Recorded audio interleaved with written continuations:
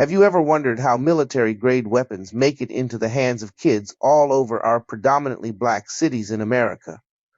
Well, check this out. I've seen this before. Breaking news on the city's west side. Chopper 7 over railroad tracks in the Austin neighborhood, where it appears several train cars are being broken into right now. I heard from an OG that they used to find barrels of guns along the train tracks. Yeah. Just sitting there, Uzis, like fully automatic guns, bro, like just sitting there for people to find. Little kids in the ghetto throwing rocks on the train tracks, what they do. We're seeing several people walking away with boxes of goods. There they are. We don't know what's inside those cars, but that's a lot of people.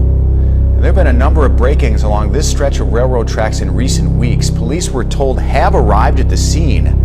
We're having a crew head there as well as we bring you more information as we get it. But once again, this is live. I don't know if those are flat screen TVs or what. Those boxes look like they could be holding televisions, but it looks like things are being taken out of these freight trains that are parked right here.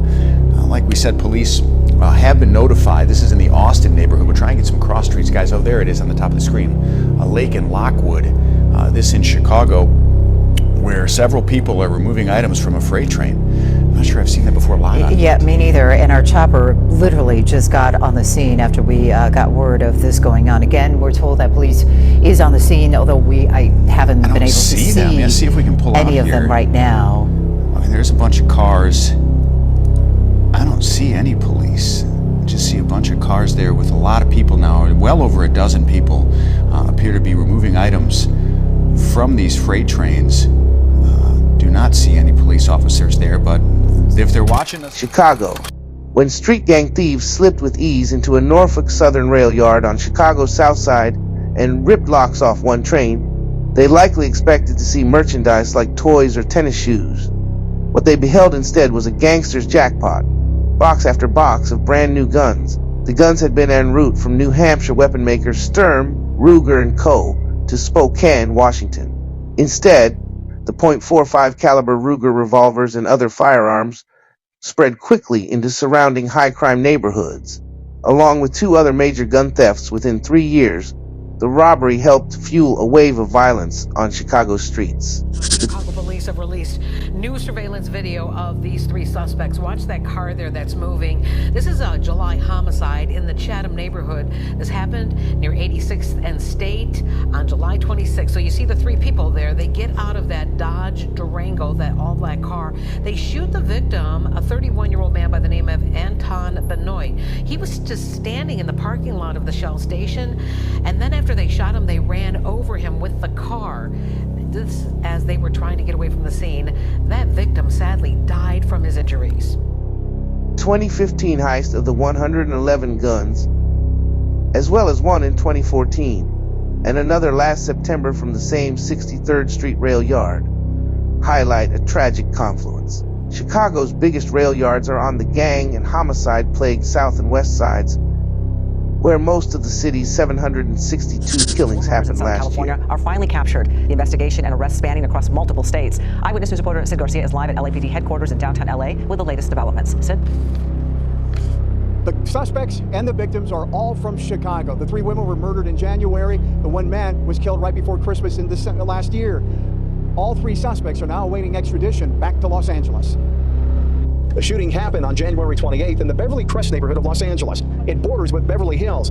After following leads from the public and ones detectives gathered from witnesses, arrests have been made in connection to the three women who were murdered and a man who was shot and killed in North Hollywood last December. The victims and the suspects are all from Chicago. The three men in custody are 28-year-old Darius Stanford, 22-year-old Dante Williams, and the third suspect is 28-year-old Dejan Tompkins.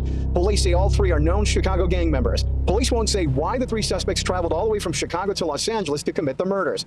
Now, working with the FBI, Chicago, and New York City police, one was arrested in Chicago, one in Indiana, and the third in Manhattan. The collaboration and cooperation between law enforcement agencies across the country is crucial in ensuring that those responsible for such brazen acts of violence are brought to justice, no matter where they may attempt to flee. Stanford and Williams have each been charged with 3 counts of murder and 6 counts of attempted murder. Tompkins has been charged with 4 counts. Along with this case, he's also linked to the murder of Julian Bynum, who was murdered right before Christmas in North Hollywood. The three women are 29-year-old Nina Davis, 26-year-old Destiny Sims, and 33-year-old Iyanna Hutton. Police tell us the three women rented an Airbnb to follow a Chicago-based rapper.